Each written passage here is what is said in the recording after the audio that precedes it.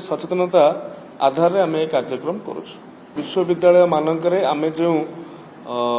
इतिमध्य राज्यसभा बिलटी पास करा जेते पाखापाखि 1400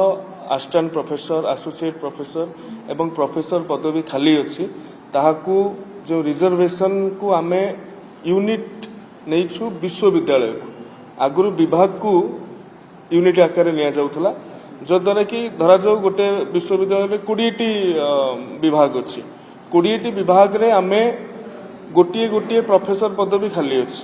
ये गोटे गोटे प्रोफेसर पदवी उपर रिजर्वेशन लगी पारु नथिला कहीं एससी बीसी एसटी एससी आरक्षण गोटे गोटे उपर लगी पारु नथिला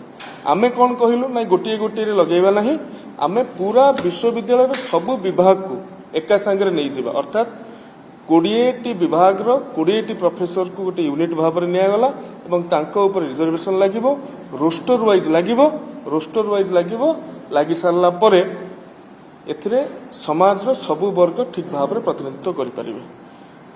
अनरिजर्व कैटेगोरी सुप्रीम कोर्ट को नियमावली को आम स्ट्रिक्टली फॉलो करुछु 50% रु अधिक हेब नहीं महिला मानक पाई मध्य रिजर्वेशन रहिबो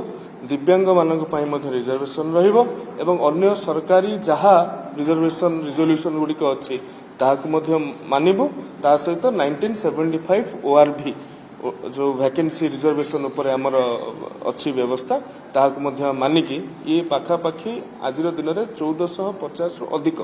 पदवी पाई आमे विश्वविद्यालय मानक निर्देश दे सारीछु ये चूड़ांत पर्यायर ये जो बिलटी आनिबार आवश्यकता थिला आमे ताकु आनिछु कुलपति ठारू आरंभ करिकि आमर टीचर पर्यंत professor assistant professor associate professor ता सहित एसएसबी को मध्य आमे निर्देशनामा दे सारूनी एसएसबी मध्य केतेक विज्ञप्ति बाहर करिछि एवं आउरी मध्य बाहर करिबा जाउछि विश्वविद्यालय मानकरे नॉन टीचिंग स्टाफ पाई एवं गवर्नमेंट कॉलेज मानकरे मध्य ओपीएससी को फर्स्ट कोहर्ट 385 पाई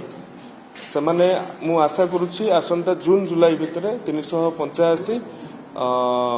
असिस्टेंट प्रोफेसर से माने गवर्नमेंट कॉलेज माने नियुक्ति करिवे आउ 304 पाई मध्य हम रिक्वेशन दे सारिछु